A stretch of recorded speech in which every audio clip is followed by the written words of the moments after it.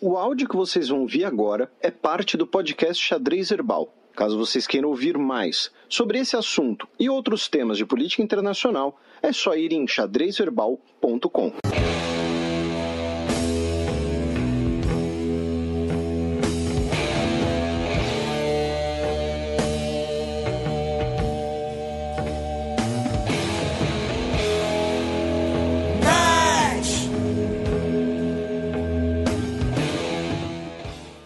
Coreia do Norte reconstrói base de mísseis que havia prometido desativar.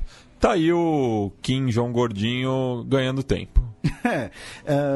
Pode ser ganhando tempo, pode ser como uma forma de pressionar a retomada das conversas.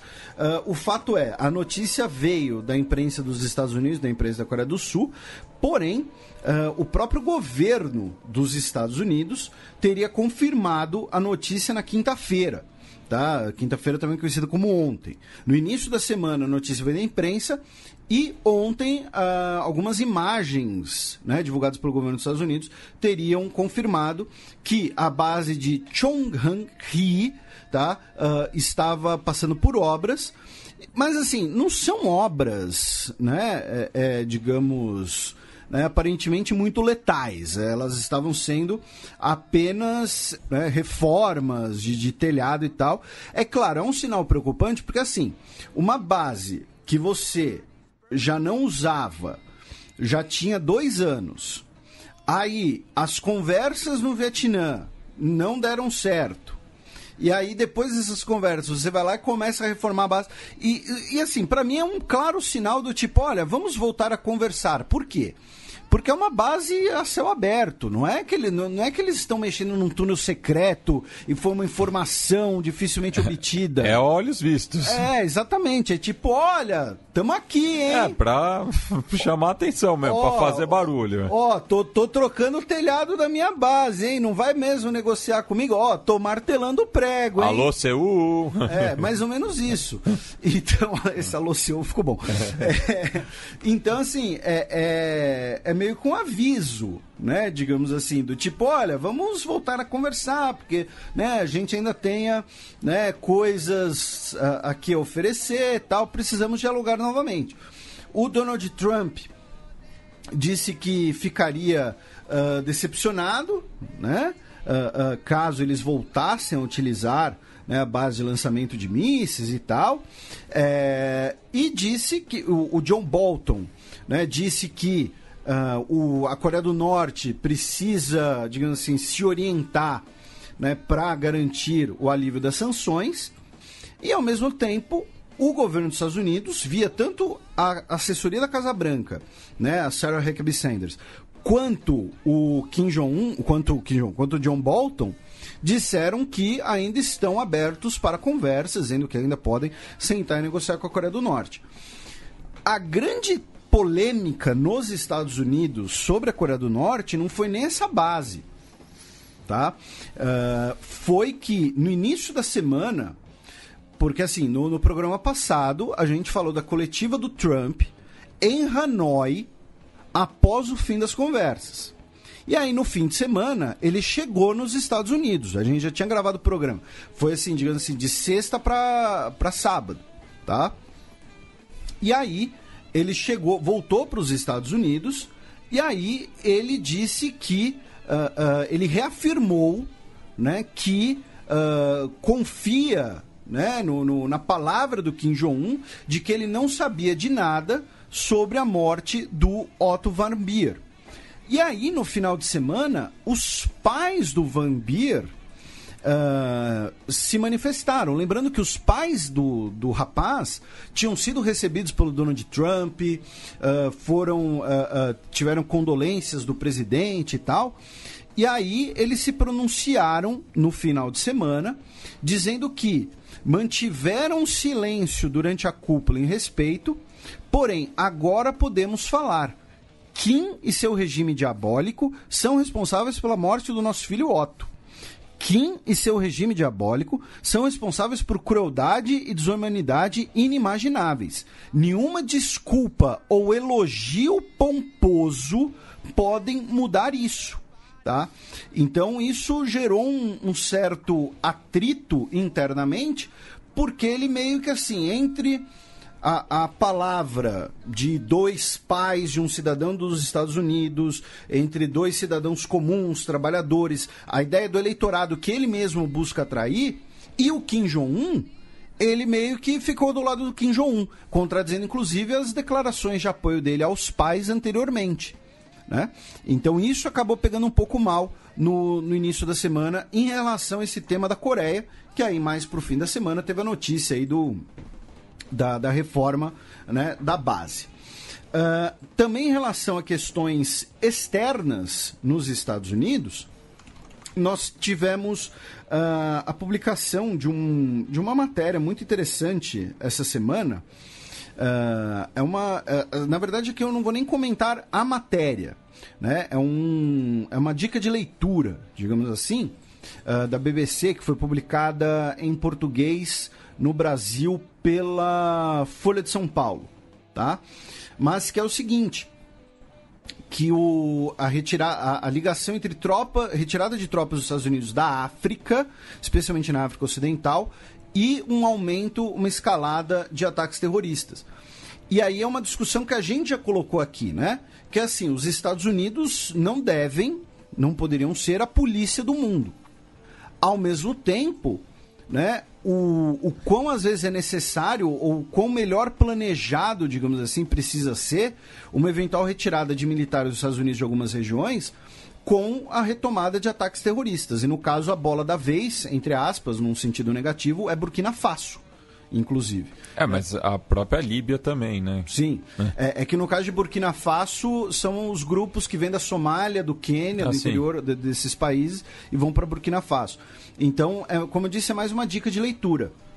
Não, e em relação à Líbia, né, causou até um barulho aí nas redes, a foto que o Marco Rubio postou momentos antes da execução do Gaddafi, né, a captura pelos rebeldes apoiados pelos Estados Unidos, fazendo alusão à Venezuela, né, e daí recebeu uma chuva de críticas, né, até pela situação que o país magrebino se encontra hoje. Sim. E além disso, né, pensando também na questão do uso de drones e tudo mais, essa semana o Donald Trump assinou uma ordem executiva que abre mão, tá, que abole a obrigatoriedade de serem publicados relatórios que contem, que estimem as mortes de civis por ataques aéreos dos Estados Unidos fora de zonas de combate. Tá?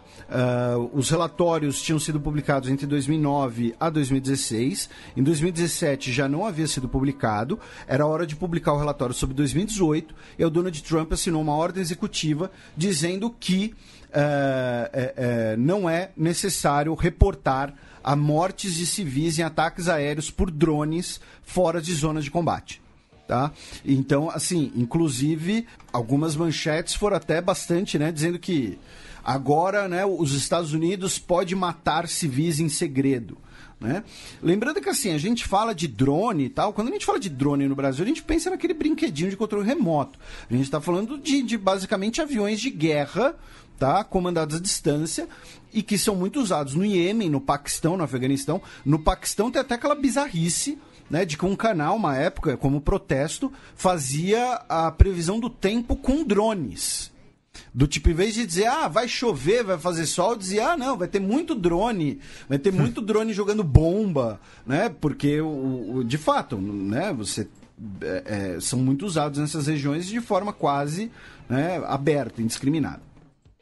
Também em relação a questões externas, a Huawei processou o governo dos Estados Unidos. Tá? Abriu um processinho ontem, tá?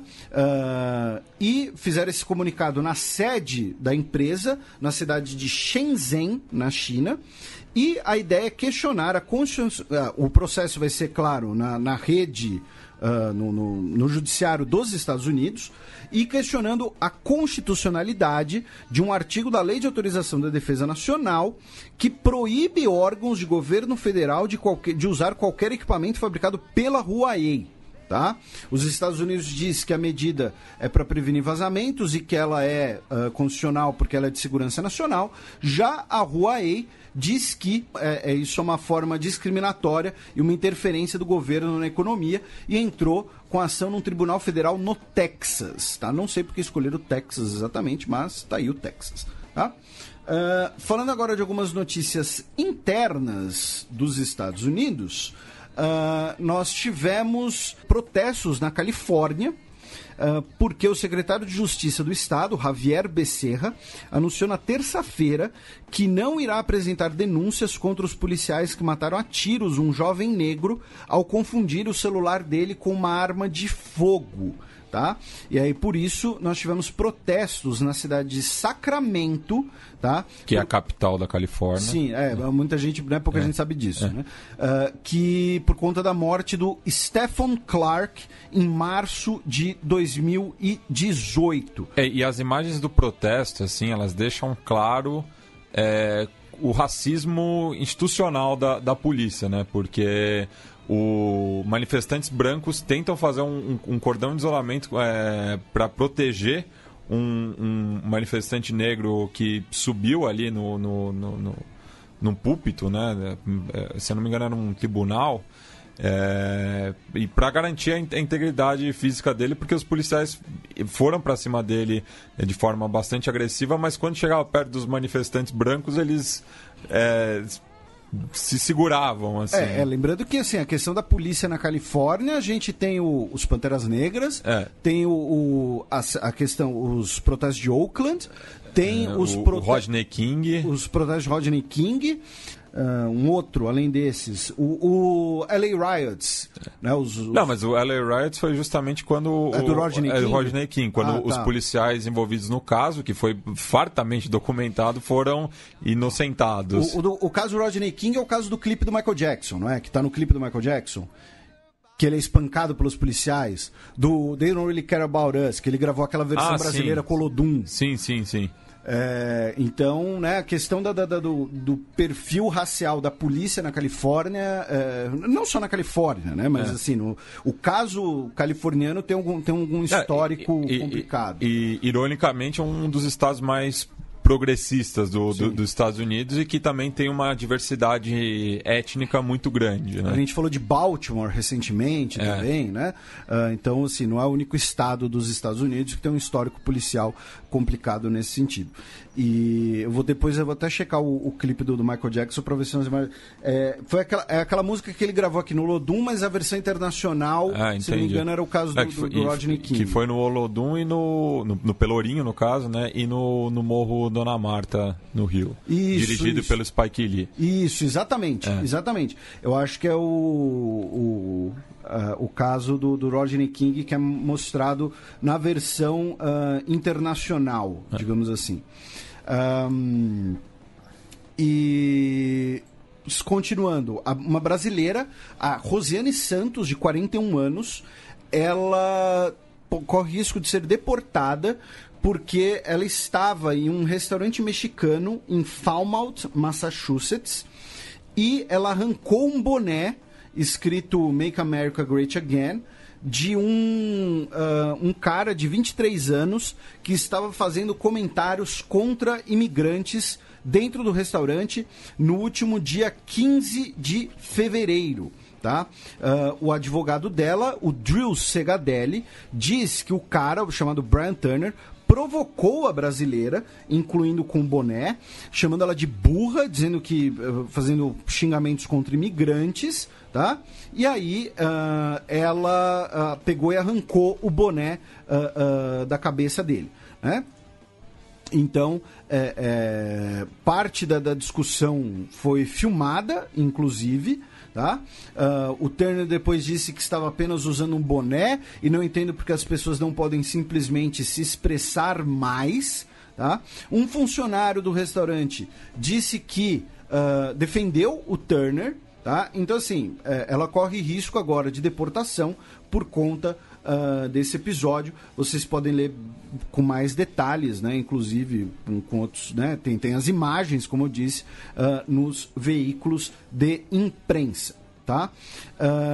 Continuando, uma senadora americana pelo estado do Arizona, Martha McSally, que foi a primeira mulher a voar em combate pela Força Aérea dos Estados Unidos, afirmou na quarta-feira, dia 6, que um oficial superior a estuprou durante o serviço militar. Tá? Ela tem 52 anos de idade, e desses 52 ela passou 26 deles na Força Aérea. E, durante uma audiência do Subcomitê do Senado sobre agressões sexuais nas Forças Armadas, ela disse que também é uma sobrevivente de agressão sexual, não confiava no sistema quando ocorreu, estava envergonhada e confusa, pensei que eu era forte, mas me senti indefesa, os agressores abusam de posições de poder de maneira profunda nas Forças Armadas, e ela disse que foi estuprada, e quando os militares enfrentaram os escândalos com respostas inadequadas, ela sentiu a necessidade de informar que também sou uma sobrevivente, tá? Ela é do Partido Republicano, tá? A Martha McSally, e ela perdeu, tá, as eleições para o Senado pelo Arizona para um candidato democrata. Porém, ela foi nomeada para o assento do John McCain. Né? A gente mencionou isso na época. Né? Que para terminar o mandato seria nomeado pelo governador, né, para cumprir o restante do mandato. E ela que muito provavelmente vai concorrer novamente ao Senado no ano que vem, e provavelmente vai concorrer contra um ex-astronauta, né, o Mark Kelly, que busca a indicação democrata também. Tá? Então, veremos aí como vão ser as repercussões dessas declarações da senadora. Também na política dos Estados Unidos, a Câmara votou uma resolução que condena o antissemitismo e a islamofobia, tá? Por conta de declarações da deputada Ilhan Omar, né, que é muçulmana de origem somali, e ela fez declarações que foram consideradas antissemitas, dizendo que apoiadores de Israel fazem lobby no Congresso que acabam dando lealdade a um país estrangeiro, tá? E o que acontece? Essa ideia da falta de lealdade nacional dos judeus é uma questão histórica do antissemitismo. Né? A gente tem lá o caso Dreyfus, na França, por exemplo. Né? Inclusive o nome do sobrenome Dreyfus depois vai inspirar o uso pelo Tarantino no Bastardos Inglórios. Aqui no Brasil mesmo, o Plano Cohen. Sim. O sobrenome escolhido não foi à toa. Né? Sim. A ideia de que o judeu, antes de ser brasileiro, antes de ser alemão, ele é judeu. Né? Essa é a nacionalidade dele e não importa onde ele tenha nascido. Então, assim, ele vai priorizar a comunidade judaica, ele vai priorizar os interesses judaicos. E que daí leva aos protocolos dos sábios de Sião. Sim. Enfim, a gente já falou em edições anteriores sobre esse tema específico. E aí, no caso dos últimos anos, seria que o judeu seria, às vezes, mais leal a Israel, ou então essa ideia, né, da dupla lealdade, né, de que então o lobby pró-Israel está forçando os congressistas a agir em nome de interesse de um país estrangeiro, né? E aí ela fez as declarações que foram rechaçadas, inclusive dentro do Partido Democrata, por vários democratas, embora outros democratas tenham apoiado as declarações dela, porém a Nancy Pelosi disse que o documento não foi baseado nas declarações da Omar, diretamente contra ela, porém o redator do documento, do manifesto de 7 páginas, né, que condena, digamos assim, os preconceitos em geral, é um democrata judeu, tá? De Maryland, o Jamie Raskin, que é membro, inclusive, né, da ala progressista ali, do Partido Democrata, e o Cedric Richmond, que é digamos assim, do caucus, né, dos congressistas negros. Tá? Então, o documento foi aprovado por 407 a 23, tá? Os 23 que votaram contra foram 23 republicanos, especialmente das alas mais conservadoras. Tá? Nós não temos, né, como é que eu posso dizer? Como dizer que foi uma medida partidária, porque foi 407 a 23. E, sem dúvida nenhuma, né, as declarações de Ilhan Omar foram o estopim desse documento. E que, repito, é uma declaração que é baseada num histórico, né, muito sensível de antissemitismo. Tá? E aí nós tivemos vários outros congressistas falando para ela pedir desculpas, né? E ela, pelo menos até agora, até o momento dessa gravação, não o fez. E, por outro lado, né, tem, como eu disse, tem gente que participa, que a defendeu, dizendo que ela está sendo mal interpretada, dizendo que ela estaria, inclusive, sendo perseguida por ser de origem somali. Então, enfim, é uma discussão bastante grande, mas, de fato, as declarações dela são historicamente, né, complicadas, né, para dizer o mínimo aqui, tá? O ex-chefe da campanha do Donald Trump, Paul Manafort, pegou 3 anos e 11 meses de cana, que dá basicamente 4 anos de cana, né? E ainda vai ter que pagar 24 milhões de dólares de restituição ao governo e uma multa de 50 mil. Tá? O cara vai ter que devolver 24 milhões e pagar 50 mil de multa. Né? É meio desproporcional. Né? Mas, enfim, tá aí, vai ficar 4 anos em cana, vai perder uma grana bastante razoável, né? Digamos assim. E além disso... Se ele tivesse colocado esses 24 milhões numa poupança, por exemplo, eu acho que ele conseguia pagar a multa e ainda tinha um lucro. Pode ser.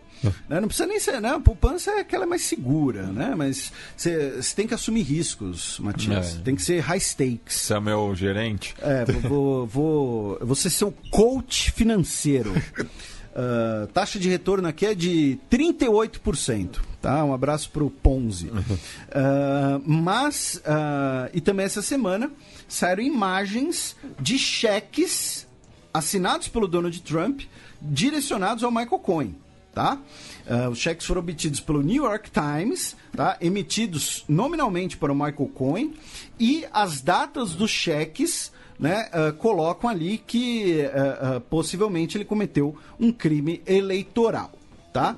E para a gente fechar, saiu também a notícia de que a Fox News teria feito ali uma troca de favores, digamos assim, com o governo Donald Trump e abafado ali o caso Stormy Daniels. A Fox News teria tido acesso primeiro à notícia. E assim, isso daí pode ser fofoca, é questão da mídia e tal, né? O filme Vice, inclusive, do Dick Cheney, aborda um pouco a questão da Fox News.